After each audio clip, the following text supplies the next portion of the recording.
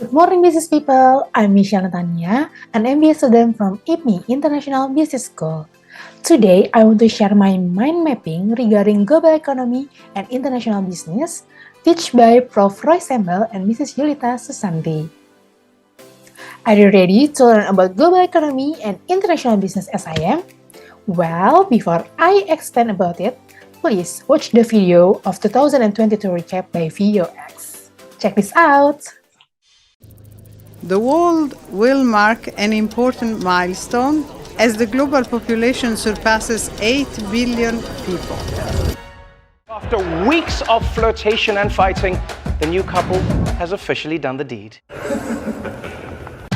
Crypto crash. $32 billion just vanished. My money don't jiggle jiggle. The Russian president says a military operation is now underway in eastern Ukraine. Explosions and air raid sirens ringing out in cities across this country. Soaring new numbers from the UN on Ukrainians fleeing the fighting. We cry. We all have the feeling that we've no home. Мы готовы к любому развитию событий. Russia now the target of more than 2,700 new sanctions. The world bracing for food shortages. Russia has suspended all gas supplies to Germany. Possible explosions along the Nord Stream pipelines. Gas prices soaring to the highest average ever recorded. Amazon. Microsoft. Meta announced 11,000 employees laid off. Inflation is much too high. Everything is double up. These prices are totally outrageous. World Cup in the history of football. The Gulf states been under intense scrutiny over the treatment of migrant workers. COVID vaccines for children under 5 began today.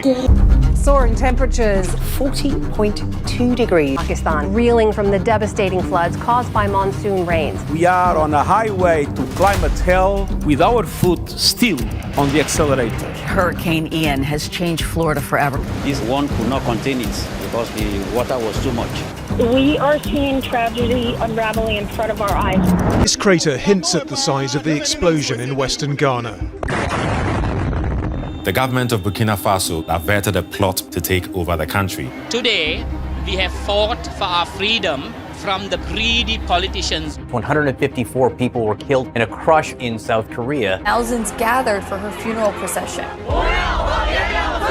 Authorities in China are strengthening their efforts to stamp out unrest over stringent COVID measures.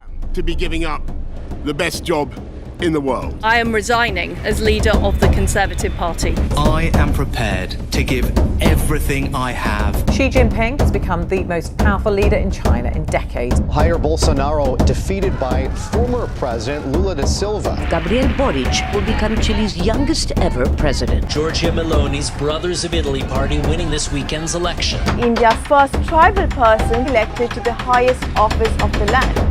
Buckingham Palace has announced the death of Her Majesty Queen Elizabeth II. Forces are now on the offensive.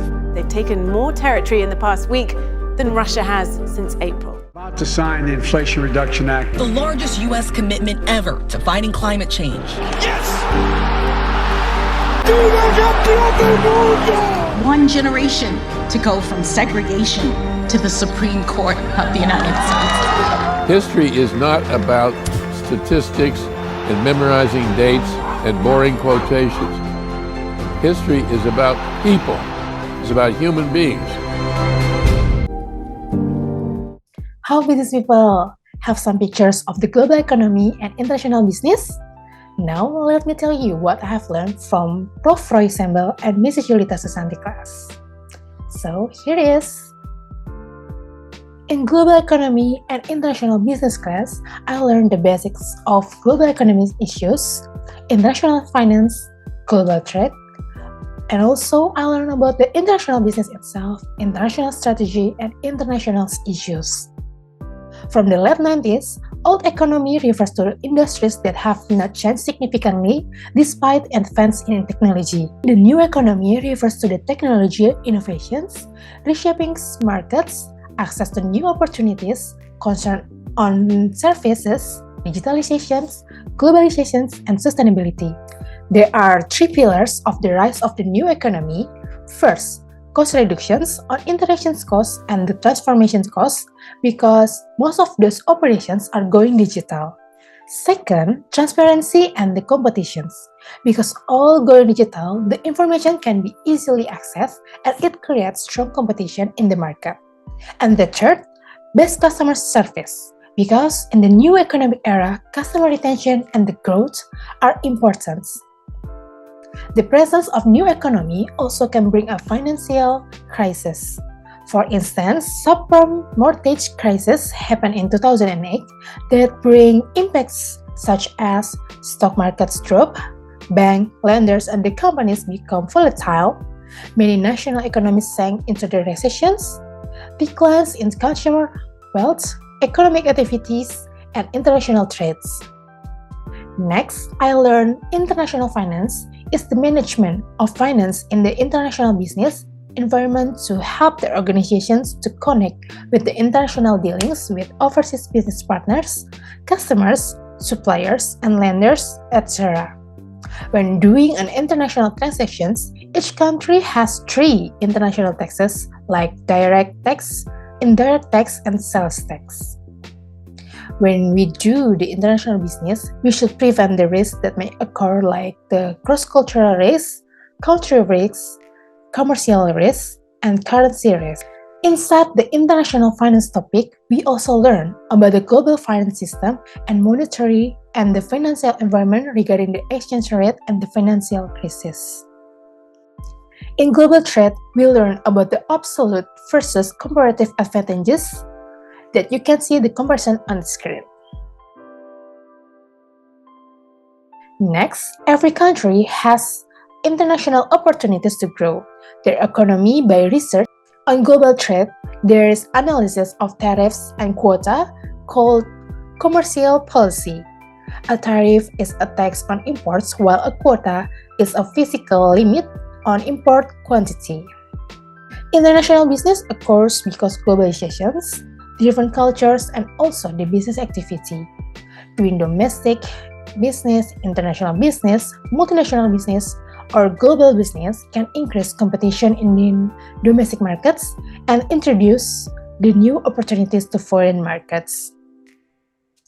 My lecturers also taught me about global marketing and global human resource management, and we analyzed case studies to enhance our knowledge about it. Next, an international strategy is usually the first approach most businesses to take with global expansions. Firstly, the objective and leadership of organizations must be clear. Next, the standardizations of the workload and process then make sure it's adaptable to the organizations. Lastly, the strategies emerging from the integrations. For the next topic, international issues. We are still experiencing international issues that affect the economic growth and human wellness.